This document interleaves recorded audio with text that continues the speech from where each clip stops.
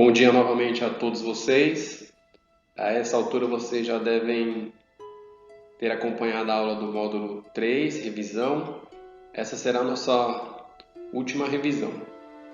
Módulo 4, caderno 1, página 196, contrastes do Brasil República. Eu vou me aprofundar aqui sobre as revoltas populares que aconteceram no Brasil República. Vou falar de cada uma delas aí, que é o que está na apostila de vocês, fazendo uma pequena introdução. Então vamos lá. Álcool em gel na mão, lápis, borracha, caneta e vamos para a aula de hoje. Seguindo o nosso tema, na República Velha, o Brasil apresentava grandes contrastes sociais. No mesmo período em que você tinha o controle das oligarquias e o controle da elite no cenário político e econômico do nosso país, a massa da população vivia em situação precária e em grande miséria. A região nordeste do Brasil e norte era uma região que recebia poucos recursos do governo federal. Mesmo assim, as grandes capitais, como o caso de São Paulo e Rio de Janeiro, vão passar por levantes onde a população vai se rebelar. Rio de Janeiro passou por uma reforma, um período que a gente chama de Bela Época, onde as ruas foram alargadas, os cortiços foram derrubados e as pessoas que moravam na cidade foram expulsas para os morros. Inclusive é a origem das favelas cariocas. Você vai ter outras regiões do Brasil onde vai existir a construção de ferrovias e por onde essas ferrovias passavam, tirava as pessoas de seus locais de moradia, construção de redes de esgoto, água, saneamento, mas isso não chegava à população mais pobre, isso chegava à elite. Isso não era para aqueles que faziam parte da maior população do Brasil, que eram os mais pobres. Diante disso, convido até vocês a observar as fotografias que estão presentes na apostila de vocês, que inicia na página 197 e vai até a página 199. Esse contraste fica bem evidente, a gente vê a discrepância social muito grande no Brasil.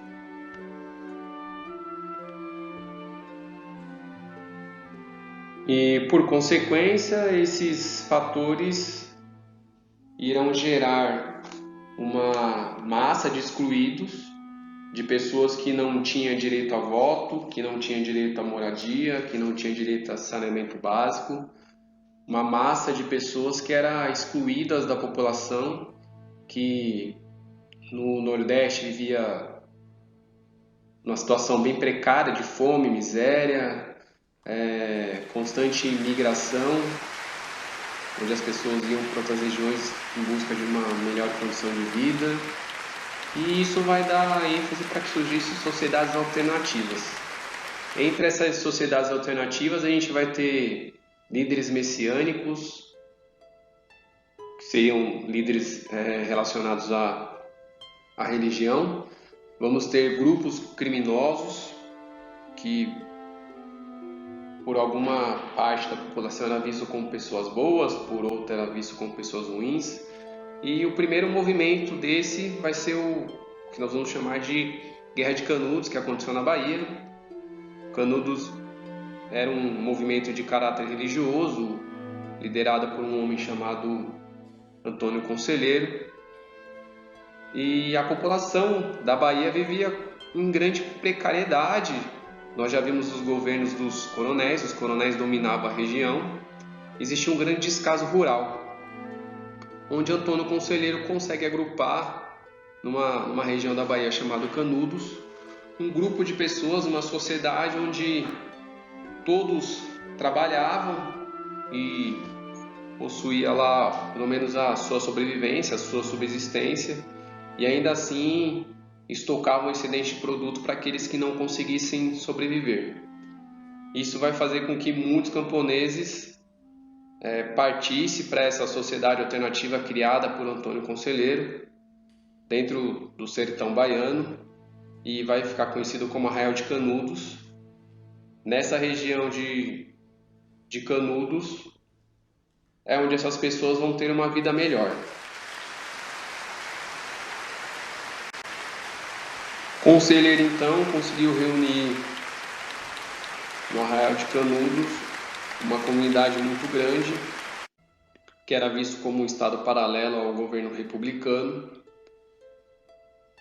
porque muitos camponeses da região nordeste do Brasil deixaram suas fazendas, os trabalhos que tinham junto aos coronéis, e foram morar em Canudos, porque ali eles viam uma melhor condição de vida, e dentro dos conceitos religiosos pregados por Antônio Conselheiro, eles conseguiam dividir tudo aquilo que produziam naquela comunidade, eles conseguiam ter uma vida um pouco mais digna, e isso começou a amedrontar o governo federal, que até mesmo acusou os moradores de Canudos de tentar criar uma nova monarquia. Isso amedrontava também os coronéis, porque estavam perdendo seus funcionários, e a igreja via Conselheiro como um Messias que poderia causar problemas a ela, e passou a condenar também essa comunidade. Em Canudos você tinha igrejas, você tinha uma igualdade entre as pessoas, você tinha uma distribuição igualitária de terra, você tinha alimentos para todos, e o governo via um sistema ameaçador, imaginando que outras regiões do país pudessem ser criadas comunidades como a de Canudos, e dessa forma eles destruíram a região. Tentaram a princípio com 3 expedições que não conseguiu acabar com a região. As pessoas que moravam lá resistiram, mas na 4ª expedição, com 14 mil homens, tropas federais, auxílio dos governadores e dos coronéis, até mesmo com seus jagunços, colocaram fim à comunidade de Canudos. Muitas pessoas foram mortas, inclusive o seu líder maior, que ficou conhecido como Antônio Conselheiro. Aqui a gente consegue evidenciar o quanto foi grande a destruição diante da comunidade de Canudos. Vocês têm imagens aí do antes e do depois da destruição do local, a igreja principal em ruína e o corpo de Antônio Conselheiro, que vai ser um marco da República, esses movimentos sociais e também esse extermínio da população que se levantava apenas por melhores condições de vida. Outro movimento de caráter messiânico no Brasil vai ser a Guerra de Contestado. Ocorre em Santa Catarina e Paraná. Recebe esse nome porque os moradores daquela região contestavam seu direito à terra. O Brasil vivia um momento de progresso econômico, e para o escoamento de café e outros produtos que aqui existiam naquele momento, desenvolvia-se a construção de linhas férreas, normalmente com dinheiro estrangeiro, inglês e americano, mas onde as ferrovias eram construídas, muitas vezes passava pela moradia e pela terra das pessoas mais pobres do Brasil, que perdiam suas moradias sem nenhuma contrapartida do governo federal e acabavam tendo que entrar em conflito com o governo para estabelecer o seu direito de vida, de dignidade e não ser marginalizado. Essa região do contestado também vai ter um líder chamado José Maria, o monge José Maria. Ele vai ser o responsável por organizar a população na luta pelos direitos sociais contra o governo federal. Como a área do contestado era muito maior do que a região de Canudos, acredita-se que cerca de 60 mil sertanejos ocupavam essa região e foram afetados por esse crescimento econômico do Brasil com a construção de ferrovias. Dessa forma, mesmo quando as tropas federais conseguiram colocar fim à vida de José Maria, o movimento ainda prosseguiu. Num conflito que calcula-se que tenha sido mortos 20 mil sertanejos, e a gente consegue ver nessa imagem aqui que eram pessoas humildes, eram pessoas que não tinham nenhum engajamento militar ou de bandidismo social, que será o próximo movimento que vamos ver à frente, mas pessoas que apenas lutavam pela sua região. A gente consegue ver também um mapa que representa o local onde ocorreu esse movimento e um trem que representa a construção das ferrovias. Por fim, é mais um movimento social no Brasil que foi reprimido pelo governo, onde era visto como caso de polícia. Não se pensava em momento algum em trazer melhorias para essa população e entender a situação que eles estavam passando. Diferente dos outros movimentos sociais que foram abordados, nós vamos ter o cangaço. Esse era um movimento composto por pessoas que realmente pegavam em armas, cometiam crimes, mas que por muitos dos sertanejos, dos camponeses, os mais pobres, eram vistos como pessoas boas, porque esses cangaceiros eles enfrentavam os coronéis, coisa que muitas pessoas na população tinham medo. Em alguns momentos eles trabalhavam para os coronéis, então eles não tinham um lado próprio, eles faziam aquilo que era do seu interesse. E é um movimento que, de certa forma, tinha como causa a miséria que existia no Nordeste, uma distribuição de terra decente que não existia. Nós tínhamos os grandes latifundiários e a grande parcela da população sem terra alguma para sobreviver. O descaso que sempre existiu do Estado com a região Nordeste do Brasil, mas era um movimento muito violento. Tanto que ele vai ser conceituado na história do Brasil como um movimento de bandidismo social.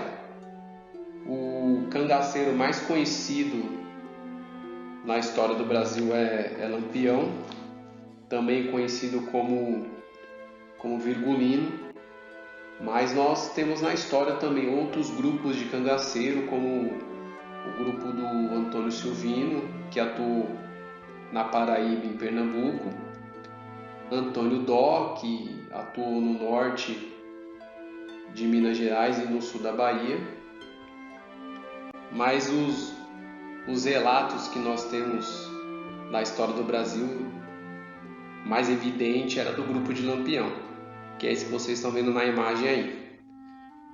A imagem de cima é o grupo com várias pessoas. Esse movimento de cangaceiro foi reprimido pelo governo federal, assim como os outros. Eles foram exterminados pela polícia, foram perseguidos, capturados. E é um movimento tão trágico da história do Brasil que o governo federal, para mostrar sua força e seu poder diante desse grupo que praticava atos ilegais dentro do Nordeste brasileiro e no sertão, todos eles, quando eram capturados, tiveram suas cabeças cortadas e colocadas em exposição.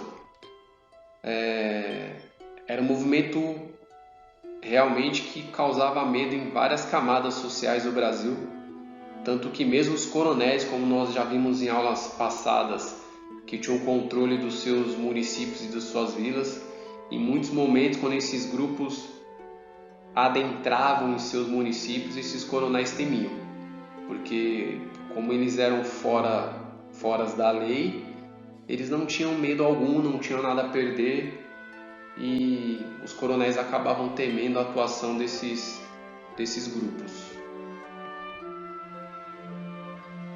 O apoio da população também ocorria porque muitas vezes, quando praticavam os seus crimes, eles forneciam à população local aquilo que haviam conseguido tirando dos mais ricos e fornecendo aos mais pobres.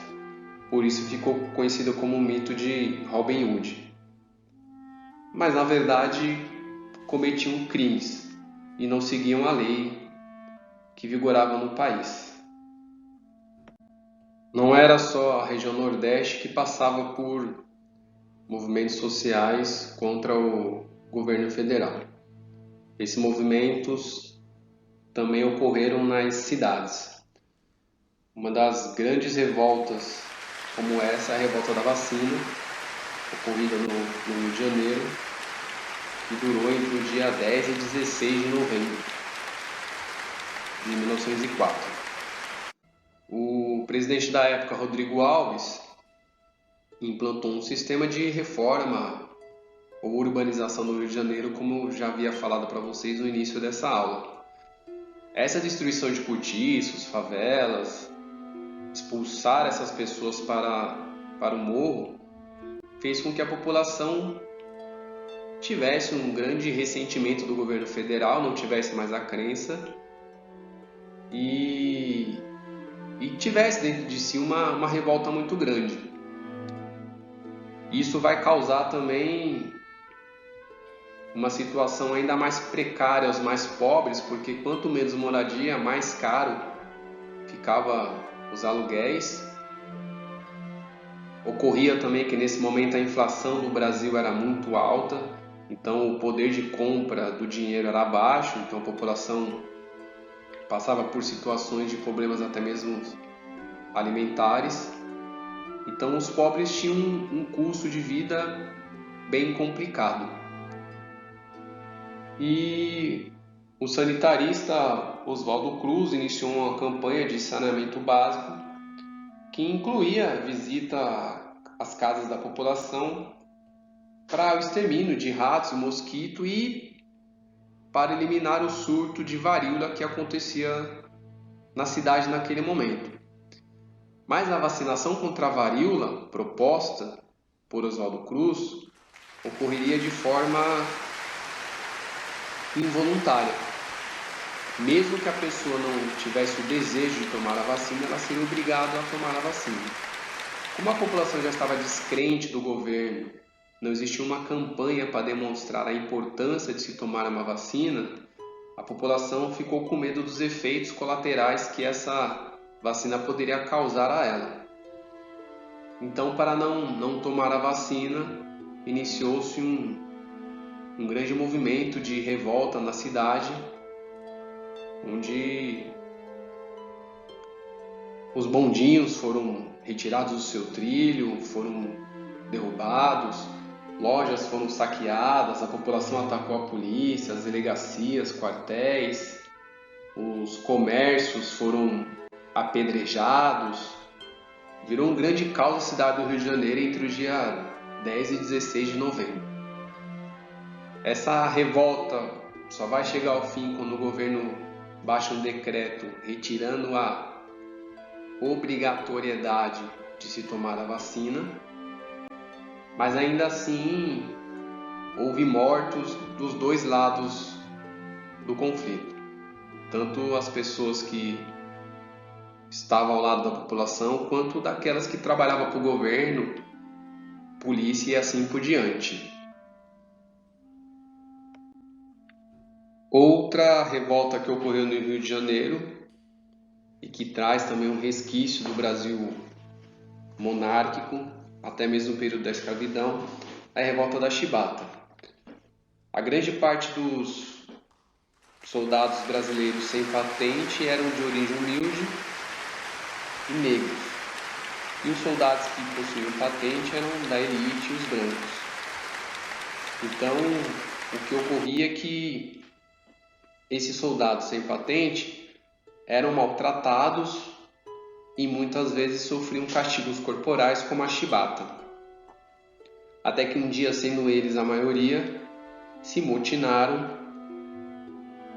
passaram a comandar 2 navios que estavam próximo ao porto do Rio de Janeiro e ameaçaram o governo federal a bombardear a cidade do Rio de Janeiro caso os maus tratos não chegassem ao fim. O governo ficou sem saída, não tinha o que fazer. Ele adere às reivindicações dos motinados, liderados por João Cândido, e eles solicitaram também que após o motim nada fosse feito com eles.